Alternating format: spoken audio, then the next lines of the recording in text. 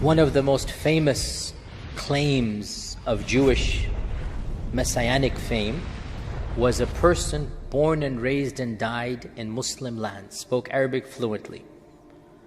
And he was a member of the Ottoman peoples, meaning a citizen, if you like, even though the concept of citizenship is modern. And this is the famous rabbi known as Shabtai Tzvi. Shabtai Tzvi. Shabtai Tzvi was born in Ottoman lands in the 16th century, 16 something. And Shabtai Tzvi was a famous rabbi who began to have a larger and larger following and eventually claimed to be the Messiah. And his followers increased, and he began demanding more and more things. A lot of problems happened. He's a very interesting figure. He intermingled with European kings and with the Sultan Mehmed IV, the famous Ottoman Sultan, until finally his demands became so ludicrous and political, and making a long story short, but he began to be political. And when he began to be political, the Sultan imprisoned him. And eventually his followers clamored and whatnot, so the Sultan decided to execute Shabtai Tzvi. And he called him to his palace, and he said, "Your penalty is death, but I shall forgive you if you convert to Islam." Now, I'm not arguing that was good or bad, I'm just telling you what happened. Whether that was good or not, it's not my business. That's what the Sultan Mehmed IV decided. If you convert to Islam, you are forgiven. Faced between these, Shabtai Tzvi decided to convert to Islam, which caused a great crisis amongst his followers. Because if he's the Messiah, what are you going to do now, right? It caused a huge crisis. He had thousands of followers, and they all thought that he's going to be the Messiah, bring the kingdom of David back, this and that. And lo and behold, he embraces the Shahada in public. He takes off the turban of the Yahud, and he wears a big Ottoman turban. MashaAllah, tabarakallah. In those days, your clothing would tell you apart. He had the clothing of a rabbi. And in the presence of the Sultan, he took off his rabbi cloak, and he wore the Ottoman, I'm not joking, it's not a joke, he wore the Ottoman turban, and he said the Shahada, and he said he's a Muslim. What are his followers going to do? Massive chaos, confusion. Some of them, I think the majority, ended up either saying this is a ruse or a tactic, or converting with him. A small group left him. So this turned out to be one of the most bizarre conversions in Islamic history, because what happened was his followers, in fact he himself, became half Jew, half Muslim. He observed Ramadan, but he observed the Sabbath as well. He read some Quran, but he also read the Hebrew.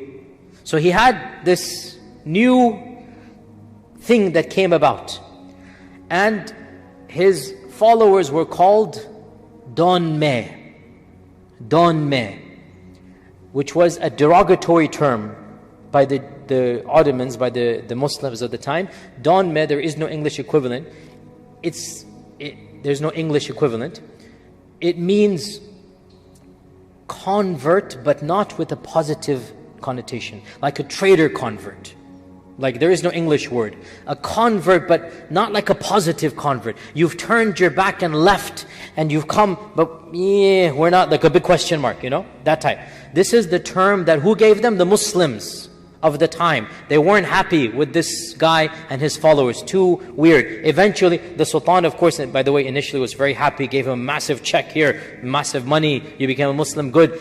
Eventually it turned out he's still observing Jewish rituals and customs, so he lost all favor. He was exiled. He died in exile. His followers, who are now outwardly Muslim, inwardly continued to be what are called crypto Jews. Okay? And their numbers increased, and they are still around in Turkey, the Donme. They're still around in Turkey. Now, to make the plot Worse, to make the soup thick here, there's a lot of conspiracy theories. We Muslims love conspiracy theories. And the problem with conspiracy theories is they're so ludicrous, except for the ones that are true. This is the problem. And you can't really tell the true from the falsehood until Allahu A'lam. So, conspiracy theories are a problem. Nonetheless, I'm narrating the conspiracies, I'm not endorsing them, please, okay? So when Fox News comes and misquotes me those 10 seconds, please go back to this clip that I'm saying here right now, that I'm simply narrating so that you should be aware. I'm not endorsing the conspiracy theories at all. The conspiracy theories that were started from that time frame, and they lasted up until today, they are there. The religious Muslims of the Ottoman lands said these people are zanadiqa. What are zanadiqa?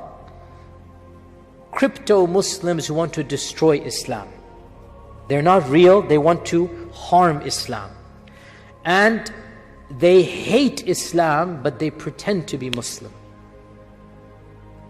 And the Donme became rich and powerful in a number of cities, in particular the one city where Shabtai Tzvi died.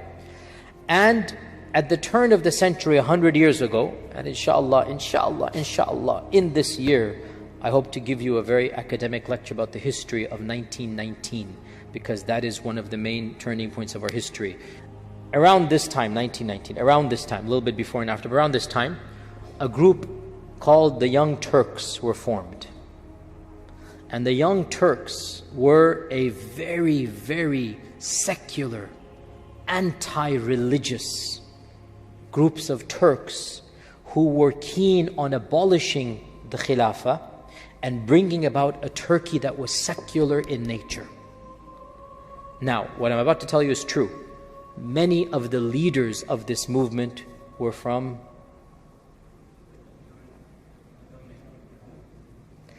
in particular, a very, very dashing yet cruel, intellectual yet heartless man later called Mustafa Kemal, later called Ataturk. Ataturk is from the Donme, this is a fact. Now you go figure what is conspiracy and what is history.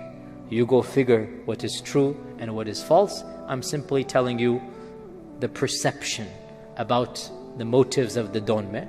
And then I will tell you factually, Ataturk hated Islam. Ataturk mocked Islam. He was not a believer in Islam at all. And it is very clear that he considered Islam to be something that caused his people and nations to be backward.